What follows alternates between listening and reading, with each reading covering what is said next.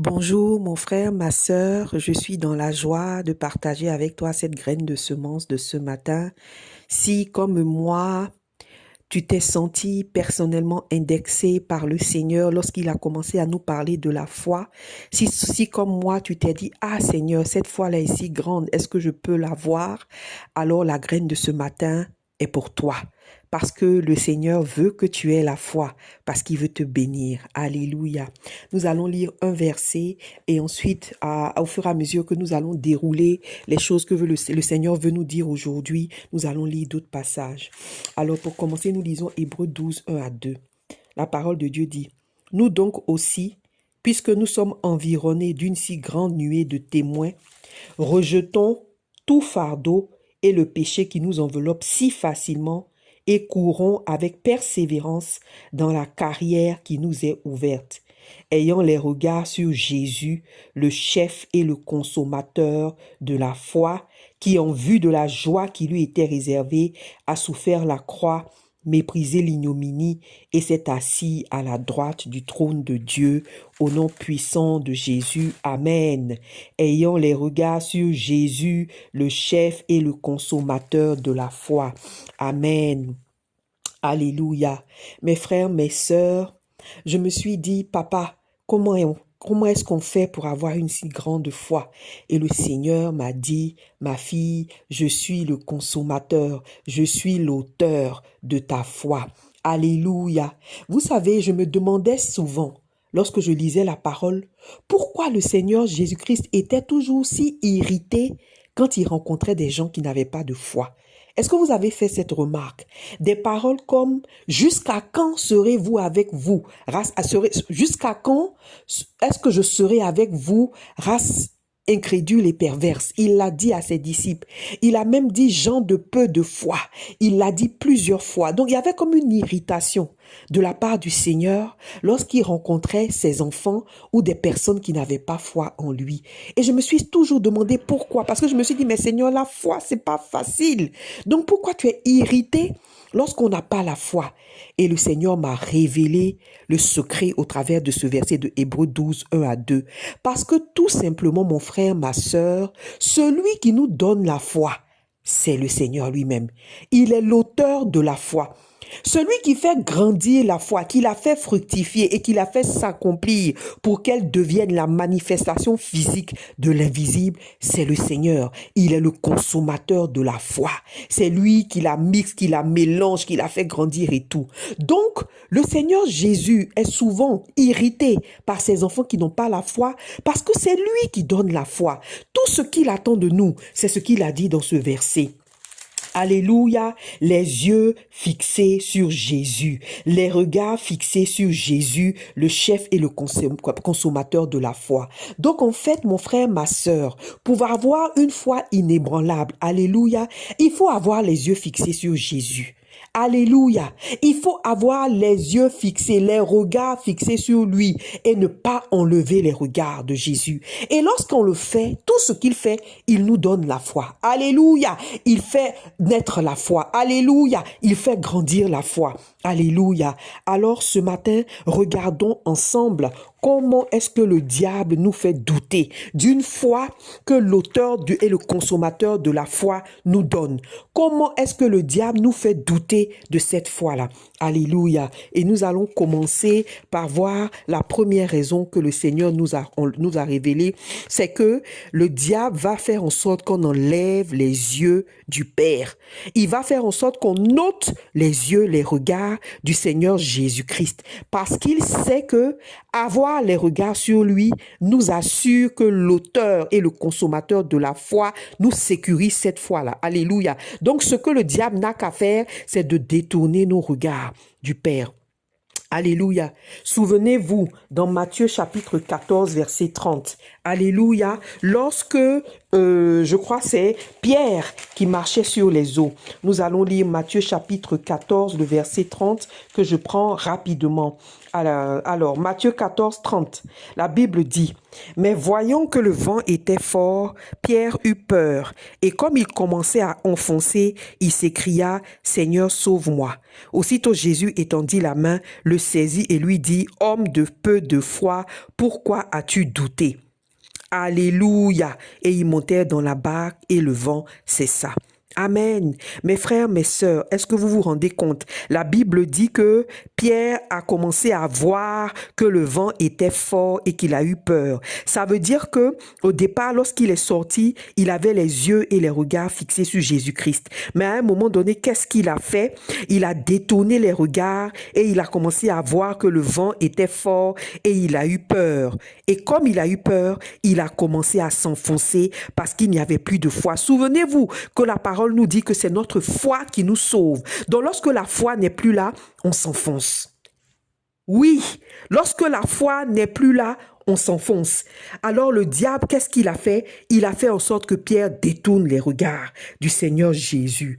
Amen. Mon frère, ma sœur, prie l'Éternel, prie le Seigneur Jésus-Christ, l'auteur et le consommateur de ta foi, que plus jamais dans ta vie, tu ne détournes tes regards du Seigneur Jésus-Christ. Alléluia! Parce que lorsque tu détournes tes regards du Seigneur Jésus-Christ, qu'est-ce que tu vas voir?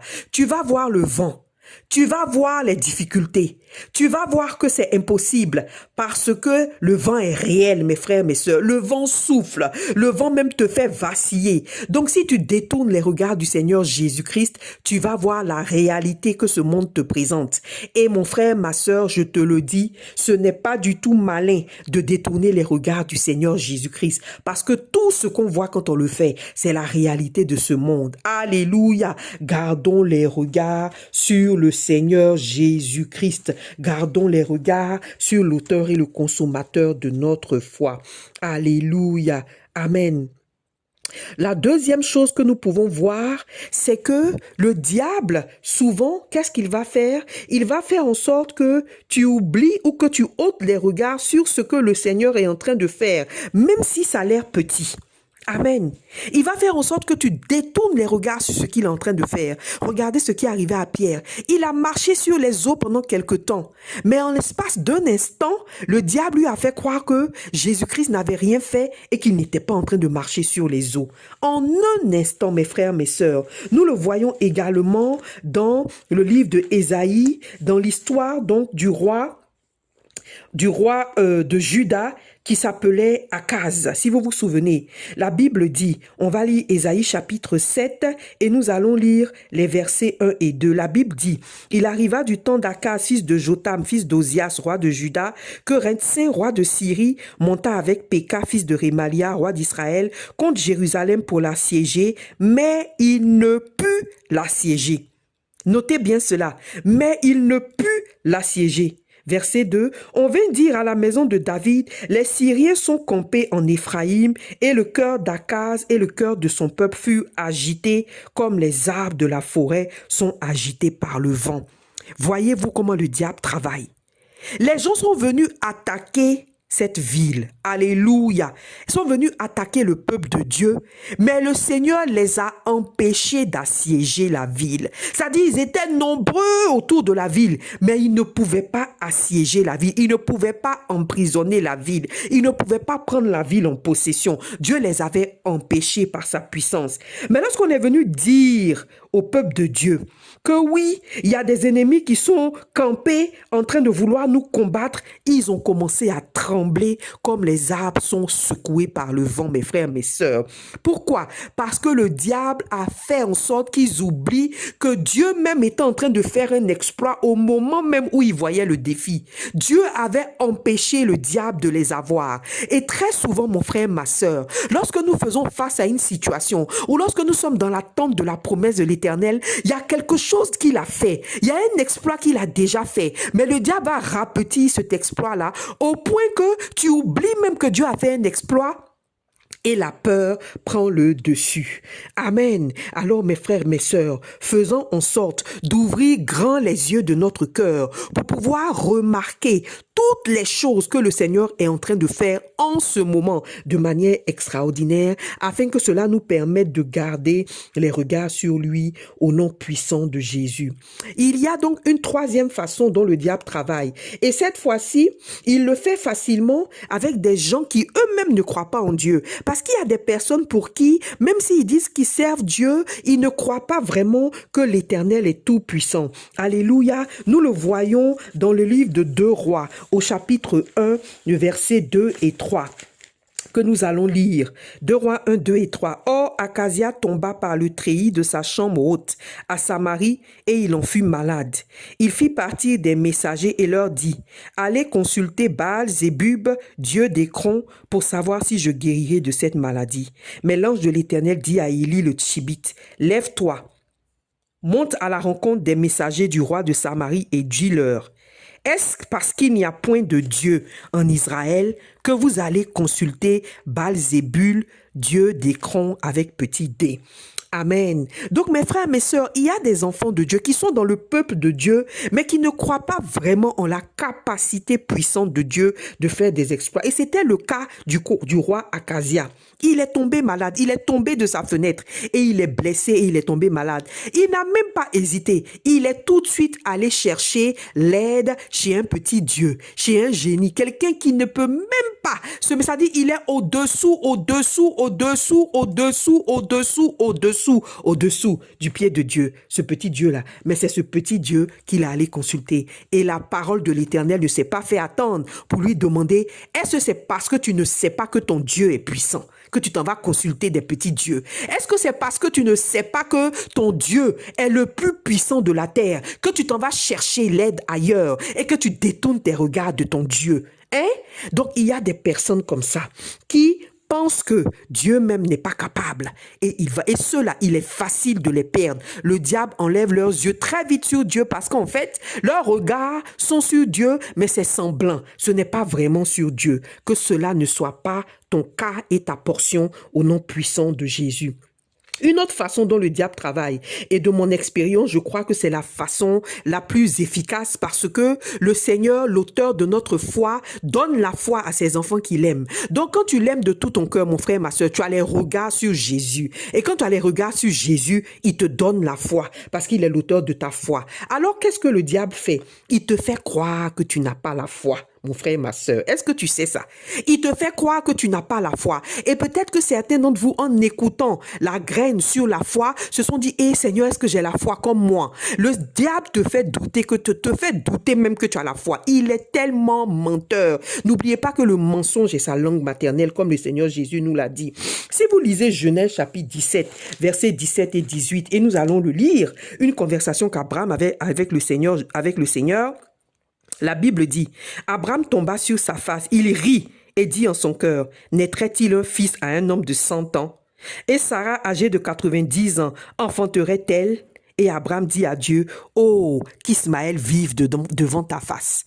Amen. Donc quand on entend les paroles qui sortent de la bouche d'Abraham, ça nous donne l'impression que Abraham a douté, n'est-ce pas? Il a dit à Seigneur, j'ai déjà eu Ismaël, donc il faut le garder pour moi. Et il a commencé à rire de ce que Dieu disait, n'est-ce pas? Nous avons même vu aussi plus tard que Sarah elle-même, quand Dieu est venu lui dire que l'année prochaine tu seras enceinte, elle aussi elle a ri. Nous donnons l'impression qu'ils n'ont pas eu la foi, n'est-ce pas? Et eux-mêmes, c'est parce qu'ils ont pensé qu'ils n'avaient pas la foi qu'ils ont réagi de cette manière. Parce que le diable leur a fait croire qu'ils n'ont pas la foi. Mais gloire soit rendue à l'Éternel.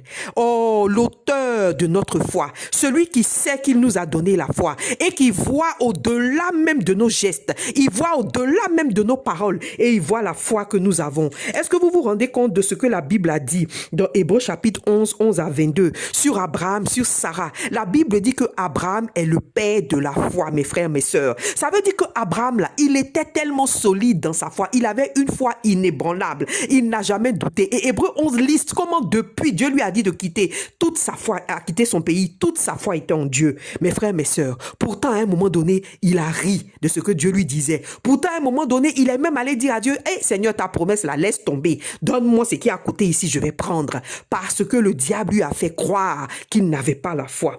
La Bible dit, sur Sarah, elle aussi qui a ri. La Bible dit sur ces deux-là, Hébreux chapitre 11, verset 11 à 22. C'est par la foi que Sarah elle-même, malgré son âge avancé, fut rendue capable d'avoir une postérité parce qu'elle crut à la fidélité de celui qui avait fait la promesse. C'est pourquoi d'un seul homme déjà usé de corps naquit une postérité nombreuse comme les étoiles du ciel, comme le sable qui est sur le bord de la mer et qu'on ne peut compter. Voilà comment le Seigneur a loué, a parlé de la foi de Abraham et de Sarah, mon frère, ma sœur, alors que à un moment donné, le diable est venu leur faire croire qu'ils n'ont pas la foi. Mais s'ils n'avaient pas la foi, ils n'auraient pas vu le miracle. Et la Bible dit ici que à cause de leur foi, grâce à leur foi, ils ont été rendus capables d'avoir une postérité. Alors, mon frère, ma sœur, n'écoute pas le diable quand il te chuchote à l'oreille que tu n'as pas la foi. Fais le calme, viens dans la présence du Seigneur, sois tranquille, commence à adorer et à louer Dieu et à proclamer, et on verra demain, par la grâce du Seigneur, comment est-ce que on maintient cette foi. Alléluia. Donc, ne doute jamais, ne crois pas le menteur qui vient te faire croire que tu n'as pas de foi, pardon. L'Éternel est l'auteur et le consommateur de ta foi. Voilà une autre stratégie du diable. Il te fait croire que tu n'es rien. Il te fait croire que tu as plein de défauts. Il te fait croire que tu n'as aucune capacité. En fait, il te fait croire que tu n'es rien de spécial aux yeux de Dieu et que Dieu ne t'aime pas particulièrement et que tu n'es rien en fait, que le Seigneur ne t'aime pas. Alléluia. Pourtant, nous avons compris comment la conviction que Dieu t'aime est importante et essentielle dans la foi que le Seigneur met dans ton cœur parce que lui-même, il est assis en toi et te donne la foi. Donc, le diable a aussi utilisé cette stratégie-là qui est très efficace aussi avec les personnes qui aiment Dieu, à qui Dieu donne de la foi. Il va venir te faire croire que tu n'es rien. Mais vous savez, mes frères, mes sœurs, quand le diable fait ça, ça marche. Vous savez pourquoi ça marche? Parce qu'effectivement, nous ne sommes rien sans le Seigneur. Parce qu'effectivement, nous n'avons pas de talent sans le Seigneur. Parce qu'effectivement, nous n'avons pas de capacité sans le Seigneur. C'est Dieu qui nous fait. Donc, en enlevant tes regards sur l'Éternel et en mettant tes regards sur toi-même, quand le diable arrive à faire ça, ben effectivement, ce que tu vas voir, c'est l'échec. Ce que tu vas voir, c'est les manques, les manquements, les limites. Ce que tu vas voir, c'est ce que tu n'es pas capable de faire parce que nous sommes des êtres humains et nous sommes imparfaits. Alors, tu dois garder tes yeux sur le Seigneur. Tu ne dois pas les détourner pour les mettre sur toi-même. Tu ne dois pas penser que ta promesse que Dieu t'a donnée va venir de toi parce que tu n'as pas les capacités de faire arriver dans ta vie la promesse que Dieu a faite. Ce ne sont pas tes talents, c'est pas tes œuvres, c'est pas ce que tu as fait, c'est pas ce que tu as dit, c'est pas ta façon de prier, c'est pas la parole de Dieu que tu médites, ce n'est rien de tout ça. C'est l'Éternel qui te donne la foi. Alléluia, parce que tu le sais, parce que tu l'aimes, parce que tu mets ta confiance en lui. Alléluia, le Seigneur te donne la foi parce que tu as accepté Jésus-Christ dans ton cœur de façon sincère et véritable. Il te donne la foi tant que tu gardes les yeux fixés sur lui. Alléluia. Alors ne détourne pas ton regard de l'Éternel. Amen. Nous avons vu dans Exode chapitre 4, on va lire le verset 10 à 14, qui est une conversation entre Moïse et le Seigneur qui m'a souvent, je vais dire, touché parce que je me suis très souvent retrouvée dans cette situation où tu te mets devant Dieu, tu dis à Dieu, Seigneur, je ne suis rien. Et le Seigneur te rappelle que, ce n'est pas toi. Ressaisis-toi. Il ne s'agit pas de toi. Et le Seigneur te rappelle à l'ordre. Exode, le chapitre 4, verset 10 à 14, la Bible dit, Moïse dit à l'Éternel, ah Seigneur, je ne suis pas un homme qui ait la parole facile. Et ce n'est ni d'hier, ni d'avant-hier, ni même depuis que tu parles à ton serviteur, car j'ai la bouche et la langue embarrassées. L'Éternel lui dit, qui a fait la bouche de l'homme? Et qui rend muet ou sourd? Qui rend voyant ou aveugle? N'est-ce pas moi l'Éternel? Va donc, je serai avec ta bouche, et je t'enseignerai ce que tu auras à dire. Et Moïse dit, ah Seigneur, envoie qui tu voudras envoyer. Alors la colère de l'Éternel s'enflamma contre Moïse. Alléluia. Mes frères, mes sœurs, voici ce que le diable essayait avec Moïse. Il essayait de détourner les regards de Moïse du Père pour les emmener à lui-même. Et lorsque Moïse a fait ça, qu'est-ce qu'il a vu? Il a vu les imperfections, il a vu les manquements, il a vu qu'il avait des problèmes pour parler, il a vu qu'il n'allait pas y arriver. Et l'Éternel l'a recadré. L'Éternel a pris ses regards, l'a ramené amené vers lui pour dire, Moïse, hé, attention, ce n'est pas toi. Je m'en fous si tu n'as pas la bouche facile. Je m'en fous si tu ne sais pas parler. Qui a créé la bouche? Ce n'est pas toi qui va faire. C'est pas toi qui va aller parler à Pharaon. C'est moi qui serai ta bouche. C'est moi l'Éternel qui fait. Ce n'est pas toi. Alléluia. Donc, une parole forte que le Seigneur a dite à Moïse, que nous devons toujours nous rappeler. Ce n'est pas nous qui faisons arriver les choses de Dieu dans nos vies. Ce n'est pas nos talents. Ce n'est pas ce qu'on pense qu'on a. Parce que nous sommes faibles et nous sommes des êtres humains. Celui qui nous fait, c'est Dieu. Celui qui accomplit ses promesses dans nos vies, c'est l'Éternel, c'est le Seigneur Jésus-Christ. Alléluia. Et enfin, l'une des dernières stratégies du diable, c'est qu'il te fait centrer sur la réalité, sur les principes de ce monde, sur les concepts de ce monde. Et ce genre de choses, il te dit, non, tu es réaliste. Non, tu es réaliste. Les autres ne sont pas réalistes. En fait, il est en train de te tromper. Et il prend tes regards, il les détourne du Seigneur Jésus-Christ et il les envoie sur les principes du monde, sur le monde. Et c'est pour ça que le Seigneur a été souvent offusqué par ses disciples. Alléluia. Et il leur a dit, nous le voyons, lorsque nous lisons la parole de Dieu dans Luc chapitre 9, à partir du verset 38, la parole de Dieu dit, si je ne me trompe pas, Luc 9, 38, alléluia, la parole de Dieu dit, le lendemain, lorsqu'ils furent descendus de la montagne, une grande foule vint au-devant de Jésus. Et voici, du milieu de la foule, un homme s'écria, « Maître, je t'en prie, porte les regards sur mon fils, car c'est mon fils unique. » Un esprit le saisit et aussitôt il pousse des cris et l'esprit l'agite avec violence, le fait écumer et a de la peine à se retirer de lui après l'avoir tout brisé. J'ai prié tes disciples de le chasser et ils n'ont pas pu. Race incrédule et perverse, répondit Jésus. Jusqu'à quand serai-je avec vous et vous supporterai-je? Amène ton fils ici. Et comme il approchait, le démon le jeta par terre et l'agita avec violence. Mais Jésus menaça l'esprit impur, guérit l'enfant et le rendit à son père. Et tous furent frappés de la grandeur de Dieu. Amen. Les gens étaient frappés de la grandeur de Dieu parce que c'est Dieu qui agit dans ce Jésus-Christ qui était humain sur la terre, mais qui avait la foi. C'est l'Éternel qui a agi en lui. Alléluia. Et le Seigneur Jésus-Christ a été offusqué par ses disciples. Pas parce qu'ils n'avaient pas la foi, parce qu'il sait que ce n'est pas par leurs efforts personnels qu'ils peuvent avoir la foi. Mais il était offusqué parce qu'il leur avait déjà donné la foi. Alléluia. Et que eux, ils gardaient leurs yeux fixés sur la réalité de ce monde. Sur le fait que eux, comme ça, là, ils ne peuvent jamais chasser un esprit. Parce qu'ils sont des hommes. Et ils restaient sur cette réalité. Mais celui qui chasse le démon, c'est Jésus-Christ. Et les disciples, au lieu de garder les regards sur Jésus, ils pensaient que c'était eux qui le faisaient. Et c'est pour cette raison que Jésus-Christ était offusqué. Parce que ce ne sont pas nous-mêmes qui faisons accomplir les promesses de Dieu dans nos vies, mon frère, ma soeur. Nous ne sommes rien sans le Seigneur. Nous n'avons rien. Nous n'avons pas de capacité. C'est l'Éternel qui nous fait. C'est Jésus-Christ qui agit au travers de nous. Tout ce qu'il nous demande, gardons les yeux fixés sur lui et sachons que c'est lui qui fait. Alors lui, le consommateur de notre foi, nous donne la foi au nom puissant de Jésus. Alléluia. Nous avons vu la même chose se passer encore une fois. Lorsque Jésus-Christ était dans la barque et qu'il s'est endormi et que les disciples sont venus lui dire, « Oh Seigneur, on va mourir, Seigneur, on va mourir. » La parole de Dieu le raconte dans Matthieu chapitre 8 verset 23. La Bible dit, il monta dans la barque et ses disciples le suivirent. Et voici, il s'éleva sur la mer une si grande tempête que la barque était couverte par les flots et lui, il dormait. Les disciples s'étant approchés le réveillèrent et dirent, Seigneur, sauve-nous, nous périssons. Il leur dit, pourquoi avez-vous peur, gens de peu de foi? Alors il se leva, menaça les vents et la mer, et il y eut un grand calme. Ces hommes furent saisis d'étonnement. Quel est celui-ci, disait-il, à qui obéissent même les vents et la mer?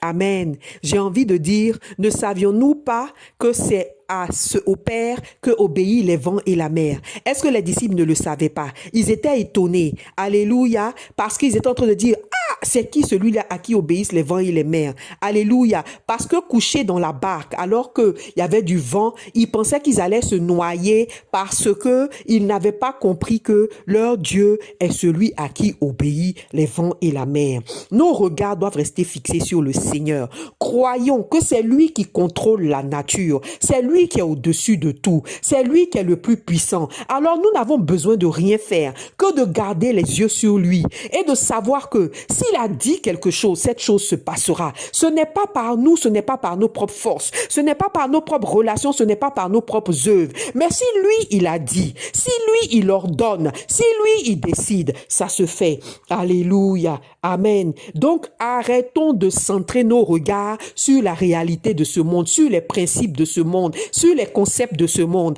Parce qu'en les regardant, nous n'allons jamais avoir la foi. C'est les yeux fixés sur Jésus-Christ qui font que le Seigneur Jésus-Christ nous donne la foi. Alléluia. Parce que si tes yeux sont fixés ailleurs, tu ne peux pas recevoir. Nous parlons des yeux du cœur. Alléluia.